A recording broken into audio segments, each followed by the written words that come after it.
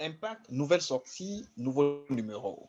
Mesdames, bonjour, messieurs, bonjour, bienvenue sur Radio Kamit. Vous faites bien d'être avec nous. N'hésitez pas de vous abonner et bien sûr d'activer la cloche de notification pour davantage recevoir nos nouvelles vidéos. Nous recevons dans cette autre production Niaoussi Cédric Christian et Longuet. Bonjour et bienvenue. Bonjour David, c'est un plaisir d'être ici présent avec vous et merci une fois de plus pour l'invitation. Le plaisir est partagé, comme on en a l'habitude. Nous avons à nos côtés notre très cher Kenny Takam. Bienvenue.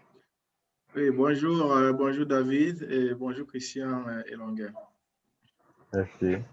Mesdames, Messieurs, vous le comprenez, le décor aussi planté, mais vous ne comprenez bien sûr pas le sujet à évoquer. Nous allons parler d'une initiative sur le continent africain dans l'édition de jeunesse, Muna Kalati.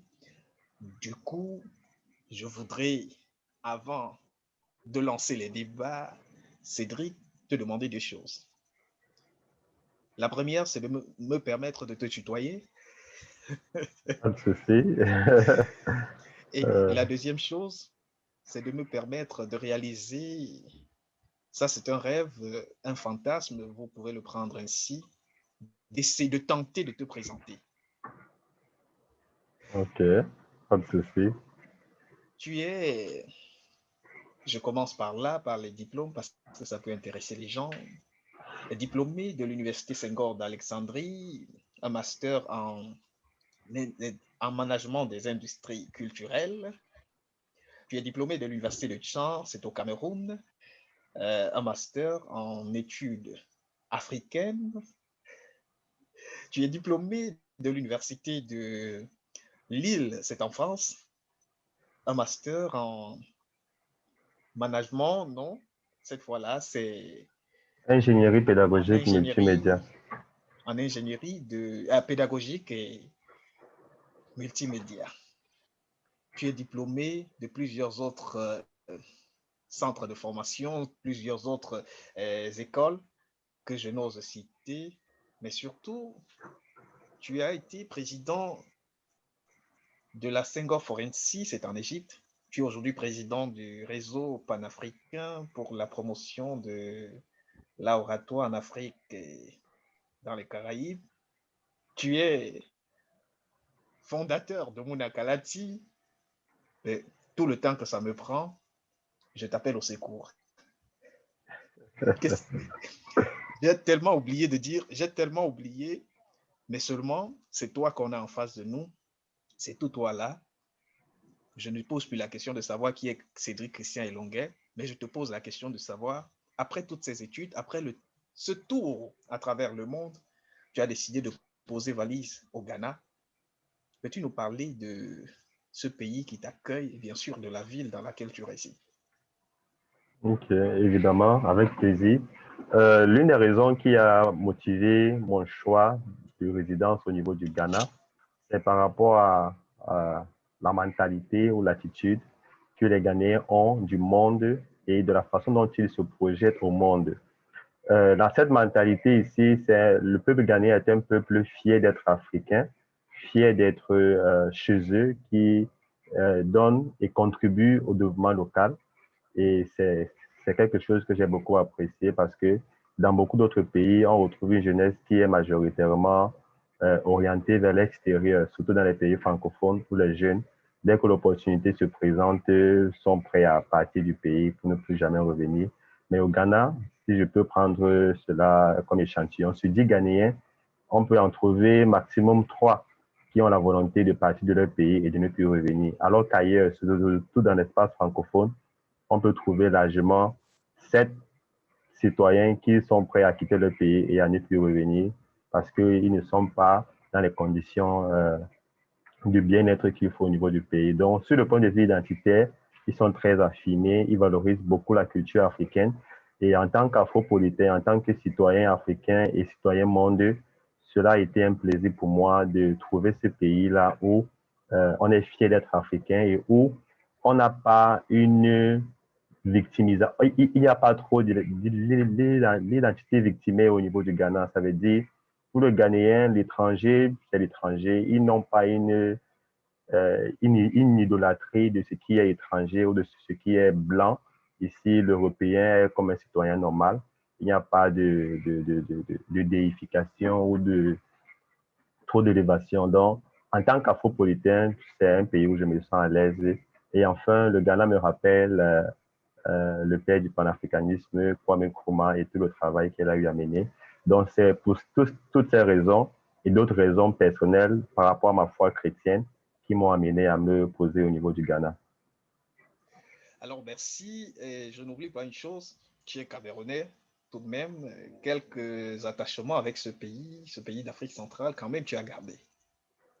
Oui. J'ai gardé des attaches effectivement avec le Cameroun, où j'y vais très régulièrement, de préférence annuellement pendant les fêtes et lorsque des interventions spécifiques sont nécessaires. Oui, mais une chose, c'est que lorsqu'on voit, si on prend le cas de l'Afrique centrale, les dynamiques de développement socio-économique sont légèrement différentes de celles qu'on observe en Afrique de l'Ouest. L'Afrique de l'Ouest a légèrement un pas en avant en termes de l'intégration sous-régionale. Les mouvements ici sont plus aisés. Les infrastructures également pour faciliter ces mouvements intra-africains sont également existantes.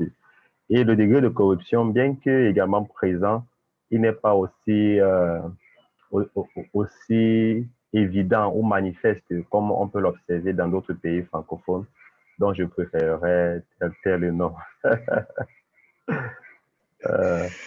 Je ne m'en vais pas suivre ton regard, mais les auditeurs ou alors nos internautes se permettront cela. Alors, Takam, je t'interpelle tout de suite parce que l'autre dorsale de cette émission, bien sûr, met au centre des échanges le projet que nous avons ici, bien sûr, l'initiative que nous voulons promouvoir ici, c'est Munakalati. Est-ce que Cédric, tu peux nous dire deux mots avant la question de Kenny Takam sur le projet Munakalati? C'est quoi Oui, Munakalati? oui, Munakalati déjà vient d'une langue africaine, camerounaise, qui signifie l'enfant qui lit. Et l'idée à l'origine, c'est de faire la promotion de deux objets culturels, le premier étant le livre et le second, les jeux vidéo. Pourquoi Munakalati? Tout simplement parce que il y a ce stéréotype selon lequel pour cacher un livre aux Noirs africains, il faut le mettre, pour cacher un trésor aux Noirs africains, il faut le mettre dans un livre.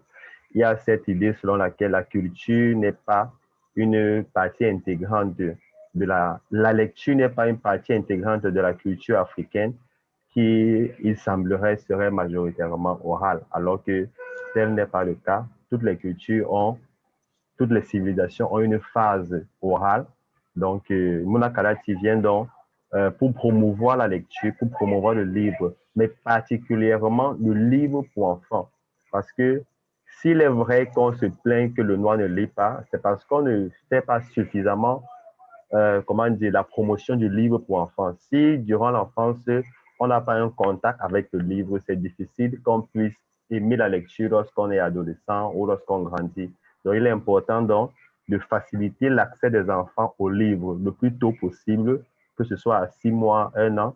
Il y a des livres qui sont produits pour les enfants qui puissent y avoir accès et d'accroître la visibilité de ceux qui écrivent ces livres-là. Parce que lorsqu'il y a des festivals, lorsqu'il y a des prix littéraires et tout, on pense majoritairement aux écrivains pour adultes, les Leonora Miano, Ale Babankou, Mongo Betty, Abdourahman Ali Wabiri et autres, mais ceux qui écrivent pour préparer les lecteurs, pour qu'ils puissent apprécier le style de ces grands écrivains-là, on ne les met pas souvent en emphase. Or, Munakalati vient donc pour contribuer à cela. Donc ça, c'est le premier pilier de Munakalati, promouvoir l'accessibilité et la visibilité de la littérature d'enfance et de jeunesse.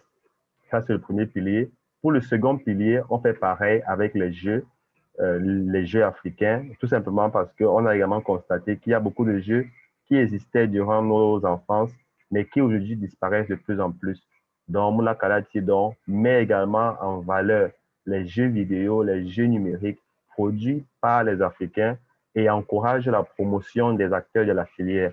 Donc, tels sont les deux piliers sur lesquels nous travaillons et les raisons ayant contribué à la spécification sur ces objectifs-là. Merci Cédric. Kenny Takam? Oui, bonjour, bonjour encore Christian et Longuet. Vraiment, j'apprécie l'idée vraiment derrière tout le projet que vous faites là. Est vraiment, c'est une idée très, très enrichissante déjà, beaucoup pour nous. Je veux dire, l'avenir, n'est-ce pas, de l'Afrique noire en particulier.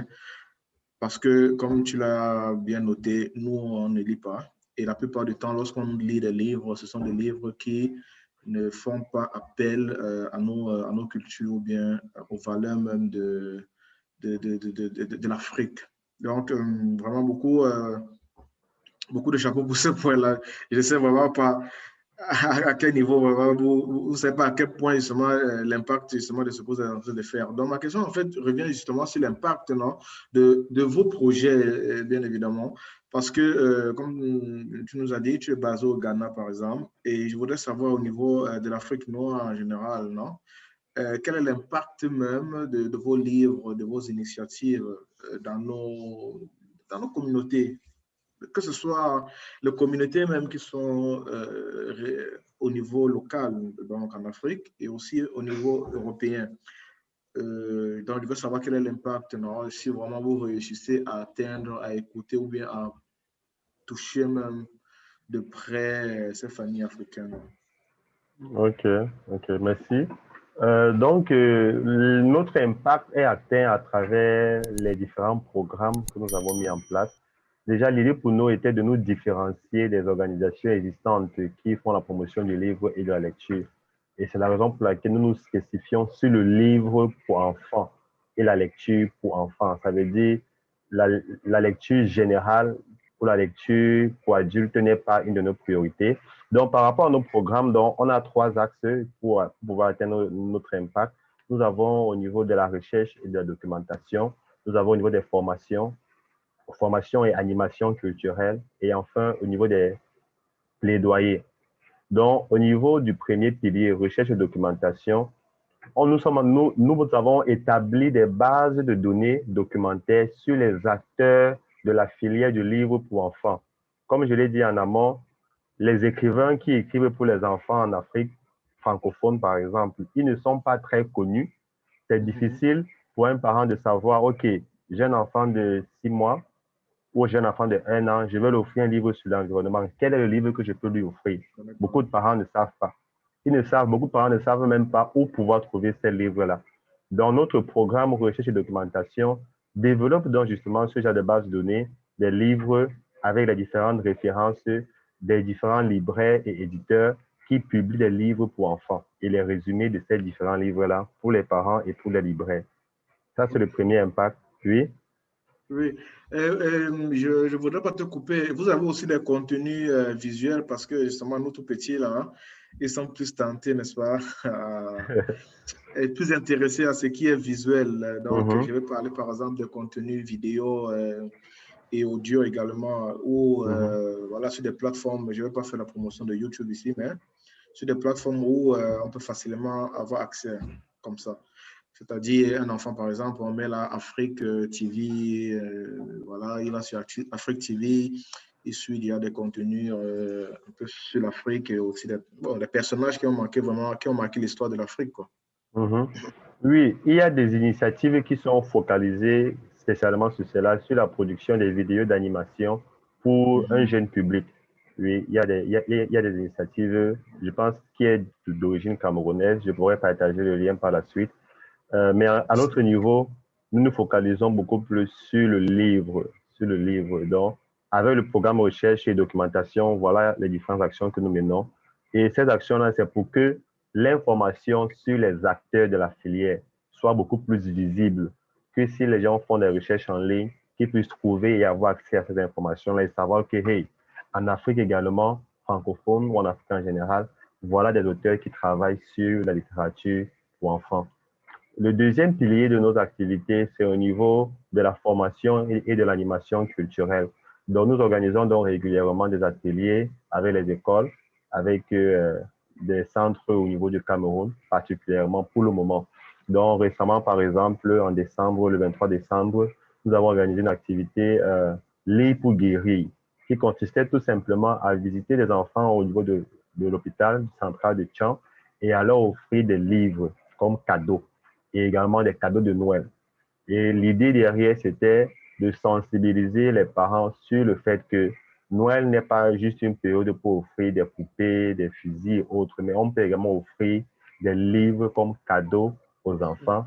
Et la deuxième idée était de faire en sorte que ces enfants qui étaient internés à l'hôpital pendant les fêtes, qu'ils puissent retrouver la joie, qu'ils puissent retrouver le sourire, qu'ils puissent être réconfortés à travers cette animation culturelle. Ils ont eu à chanter, ils ont reçu des contes, ils ont reçu de l'humour. Il y avait toute une équipe qui les a encadrés. Et la finalité, c'est d'utiliser la lecture comme un outil thérapeutique, la bibliothérapie, car la lecture également peut permettre de pouvoir se rétablir plus rapidement lorsqu'on ne se focalise pas sur la peine ou la douleur. Donc, on a dans cet atelier que nous réalisons sur le terrain. On a également un atelier que nous menons avec l'Alliance franco-camerounaise intitulé Lecture Plaisir, où nous recevons une cinquantaine d'enfants pendant les vacances. Nous les formons également aux arts, nous les formons également à l'écriture, nous les formons également à la prise de parole en public, à la lecture, et nous développons en eux un goût pour la lecture plaisir. La lecture plaisir ici, entendu comme cette lecture-là que l'enfant se donne à cela sans forcément être contraint. Parce que nous avons constaté que la majorité des jeunes, beaucoup plus en Afrique francophone, lorsqu'ils décident même de lire, c'est souvent une lecture académique ou une lecture à visée utilitaire ou contraignante. Ça veut dire, je lis les trois petits sireurs parce que j'ai un examen à passer. Je lis tel ouvrage parce que tel enseignant va m'examiner par rapport à cela. Or, la lecture plaisir, c'est cette lecture-là qu'on lit tout simplement pour se divertir, pour le plaisir des sens, pour le plaisir, un peu comme des gens jouent la musique, pas parce qu'ils veulent gagner un peu un quotidien, mais juste parce qu'ils aiment jouer cela. Donc, c'est un peu ce que nous promouvons à travers ces ateliers-là. Et il y a également une autre initiative que nous menons sur le terrain, une bibliothèque, un orphelinat, une bibliothèque, qui consiste tout simplement à identifier des orphelinats au niveau du Cameroun et à les rendre visite. Et dans chaque orphelinat, de créer une mini-bibliothèque auquel les enfants pourront avoir accès pour pouvoir lire et développer le goût de lire en eux. Donc, voilà donc quelques-uns des initiatives et l'impact que nous avons mené jusqu'à présent. Et plus de 1000 personnes, des enfants et adultes, ont déjà bénéficié directement de nos activités jusqu'à présent et indirectement plus de 6000 ou 7000. Ben ça, c'est lourd comme réalisation et nous ne pouvons que nous incliner devant de telles initiatives. Mais quand même, la question qui me vient tout de suite, c'est de savoir, Cédric Christian, où tu trouves de l'argent pour pouvoir financer toutes ces initiatives? Ok, très bonne question. Et oui, en fait, je pense que cette question témoigne déjà du fait que dans la société civile en Afrique, la mobilisation des ressources est une préoccupation fondamentale, beaucoup plus pour les associations et les ONG. Et heureusement, dans mon parcours professionnel, j'ai eu à travailler avec des organisations œuvrant dans le renforcement des capacités de la société civile, West Africa Civil Society Institute, WACSI, et où j'ai pu peaufiner et raffiner mes techniques de mobilisation de ressources qui sont actuellement mises en pratique au niveau de Munakalate. Donc, l'idée, c'est de ne pas dépendre des barrières de fonds étrangers pour mobiliser nos actions, pour réaliser nos actions, parce que cela influence parfois les priorités des initiatives. Donc, ce que nous faisons, c'est que nous mobilisons les ressources en interne et nous mobilisons également des partenariats. Ça veut dire, pour différentes actions ou initiatives, nous identifions des partenaires locaux qui peuvent apporter une contribution concrète par rapport à cela, qui va nous permettre de ne plus dépenser pour pouvoir avoir accès à cela. Et une troisième source de mobilisation des ressources, c'est le crowdfunding, qu'on appelle le financement participatif, actuellement, nous avons, par rapport à l'atelier Noël en lecture ou Lire pour guérir, nous avons lancé une campagne de financement participatif où les internautes, les parents, les amoureux de la lecture ont contribué en donnant financièrement pour que l'activité puisse avoir lieu. Donc, c'est juste que nous nous inscrivons dans cette lancée-là de se dire, en Afrique, nous avons des initiatives, nous avons de très bonnes idées et nous devons apprendre à rechercher le financement d'abord entre nous, localement. Et ce financement-là est disponible. Il suffit d'adopter le bon message, d'être transparent dans la gestion des ressources et de susciter l'adhésion collective dans l'initiative qui est menée et les ressources seront mises à disposition. Mais sinon, pour l'instant, nous n'avons reçu aucun financement étranger et toutes les initiatives que nous avons menées ont été par des ressources locales sur le terrain et par l'équipe. Tu me permets, Cédric, de te poser une question de toi en moi, bien sûr. Je vais faire un petit schéma, j'espère bien m'expliquer. Okay. Voilà, tu travailles dans l'édition de jeunesse, tu travailles à promouvoir le livre pour enfants en Afrique, les jeux vidéo pour enfants en Afrique, forcément pour ces enfants africains. Ça veut dire qu'il y a une certaine orientation dans la vision de Muna Kalati. Alors, on parle de la difficulté à financer vos différentes initiatives et tu as de recours à tous ces instruments qui existent pour pouvoir financer jusqu'ici. Mais est-ce que ça ne te vient pas souvent de te dire c'est fini toutes ces galères à réunir les fonds, je peux ouvrir la porte au premier bailleur qui frappe à la porte. Alors, plus concrètement, si Facebook, un géant de l'édition, quoique dans les réseaux sociaux, dans les médias sociaux, venait à vous récupérer un de vos programmes, une de vos initiatives pour financement, quelle serait la réponse que toi, tu lui adresserais? OK. En fait, nous ne sommes pas opposés au financement ou au bail de fonds étrangers. C'est juste que nous sommes très méticuleux sur la nécessité d'avoir des partenariats gagnant-gagnant qui respectent les priorités de développement locaux. Parce que l'inconvénient parfois avec les bailleurs de fonds étrangers, bon, certains, c'est qu'ils essaient d'imposer les priorités. Ça veut dire, vous pouvez venir leur dire, OK, dans telle communauté, la priorité, c'est, disons, c'est A. Et ils viendront vous dire, oui, c'est vrai, mais notre priorité, c'est B, mais nous avons l'argent. Est-ce que vous voulez faire B et avoir l'argent que de faire A?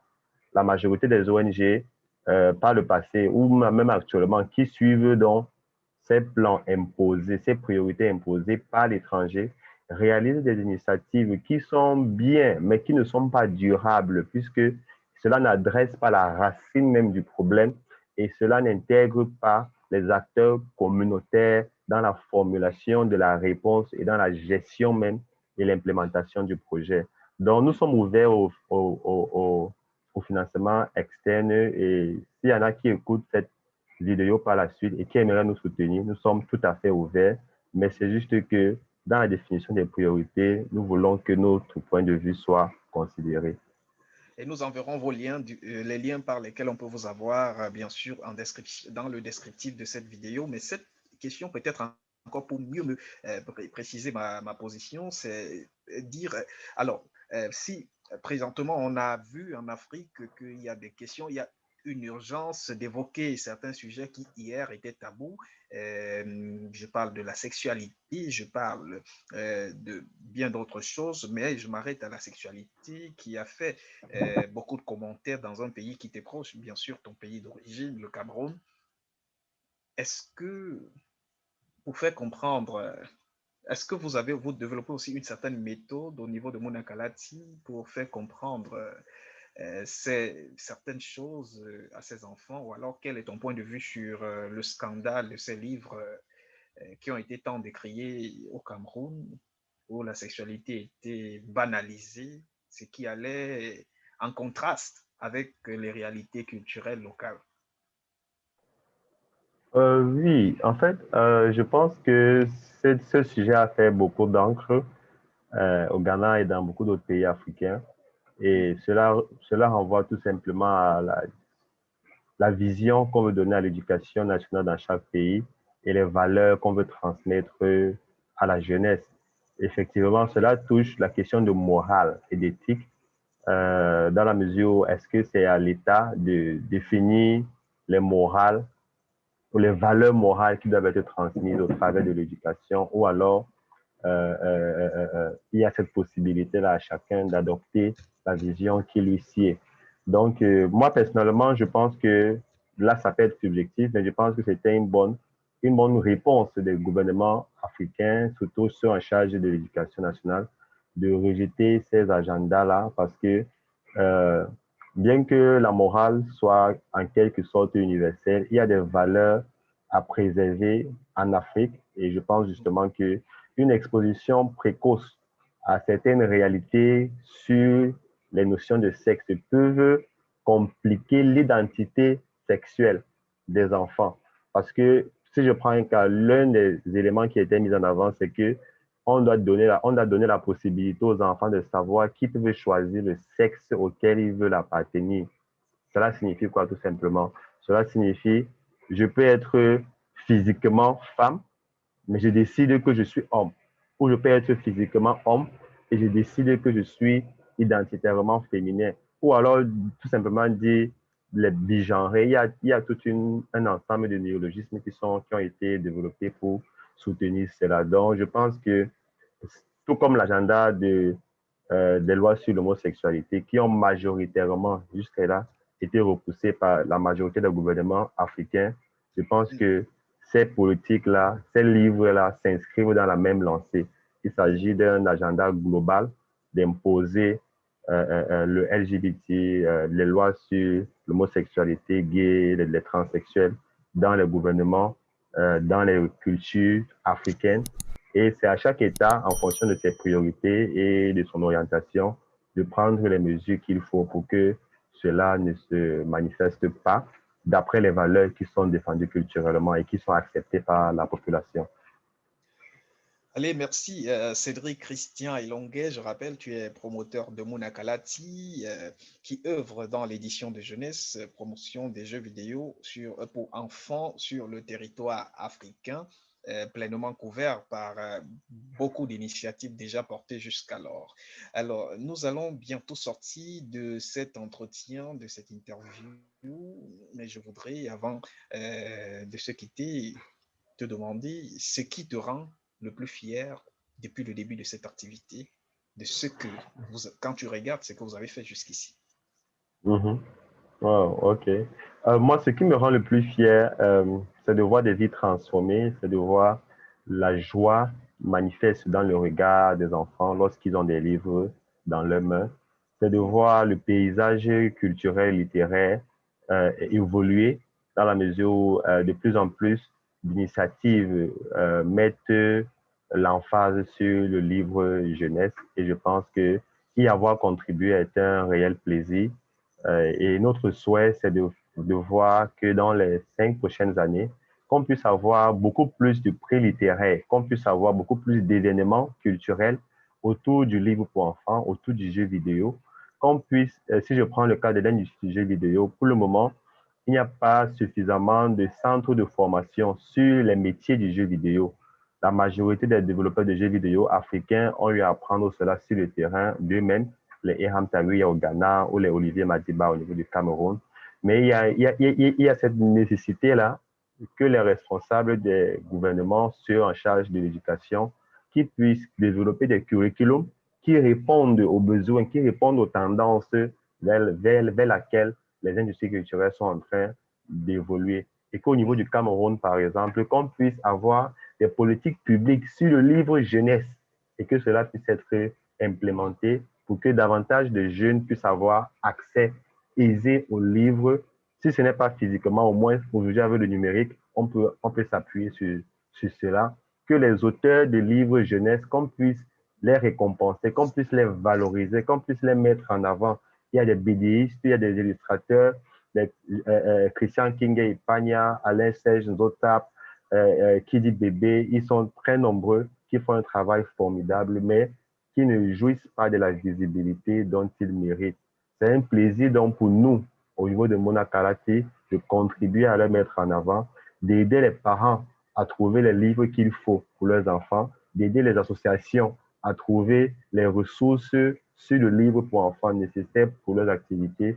Donc, c'est cette joie-là qui nous motive et nous espérons vivement que ceux qui seront intéressés par cette vision, qu'ils puissent se joindre à nous et qu'ensemble, nous puissions continuer à bâtir le paysage culturel africain, à bâtir et à promouvoir la culture kémite, la culture africaine, parce qu'ensemble, nous pouvons aller très loin, bien que seul, on puisse aller vite. Donc, c'est Bien sûr, bien sûr, sur je le suis très sujet, fier. vous pouvez compter sur Radio Kamit. Kenny Takam, une dernière Oui, question de son temps, une dernière voilà, considération. justement, voilà, dans ton dernier propos, tu as précisé la promotion des valeurs kémites et je voudrais rebondir directement là-dessus, hein, également sur la question de David.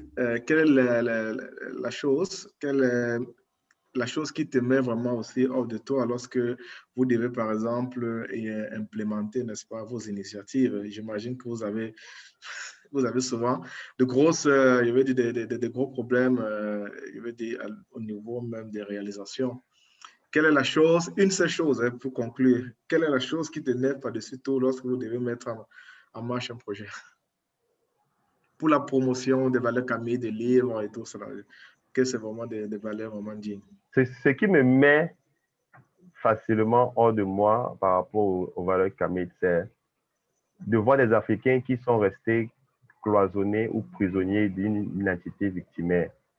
De voir des Africains qui sont restés prisonniers de leur passé colonial et qui s'en servent pour justifier leur état, qui s'en servent pour justifier la médiocrité, qui s'en servent pour justifier la corruption et tout, quoi. C'est-à-dire, tant qu'on ne prendra pas nos responsabilités, on ne pourra pas faire face à l'avenir de façon consciente. Et si je prends un cas très simple, il n'y a rien qui me met hors de moi facilement de voir les gens dire les Noirs ne lisent pas. De nos jours, sincèrement, ça me met hors. Il n'y a rien qui me met hors de moi. Finalement, il a dit cette chose unique qui le met hors de lui. Oui. Cédric Christian, merci pour cette brillante intervention et je m'en veux vraiment de te couper, mais le temps qui nous est imparti tire à sa fin. Vraiment, Okay. Merci pour cette intervention. Merci pour surtout ta disponibilité parce qu'on va dire que tu es très demandé ces derniers temps. La dernière sollicitation qui a fait mouche, c'était cette invitation à 7 milliards de voisins du côté de la RFI. Si on pouvait te souhaiter quelque chose pour cette nouvelle année, ce serait quoi? Beaucoup de courage, oui, je pense que le courage, nous en avons vraiment besoin parce que Mona Karaté est essentiellement constitué de bénévoles. Donc, le courage, c'est une valeur, un carburant pour nous. Et deuxièmement, beaucoup de réseautage. Nous avons besoin des autres pour pouvoir étendre ce que nous faisons. Donc, s'il y en a qui aimeraient s'associer avec Mona Karaté ou créer des sections Mona Karaté dans leur pays, qu'ils puissent nous contacter. Ce serait un plaisir de collaborer avec eux. Allez, beaucoup de courage, Cédric Christian et Longuet. Beaucoup de courage à Mona Karaté. Merci à vous, bien chers messieurs, pour ce moment ensemble. Il ne me reste plus qu'à vous souhaiter une bonne fin de journée et à vous qui nous regardez, abonnez-vous, n'hésitez pas. Activez la cloche de notification, partagez nos différentes vidéos afin qu'ensemble nous puissions créer ce réseau grand et impacter davantage sur la vie de ceux qui nous regardent, tant il est vrai que l'émission c'est Impact. Merci de nous avoir suivis. Bien le bonsoir.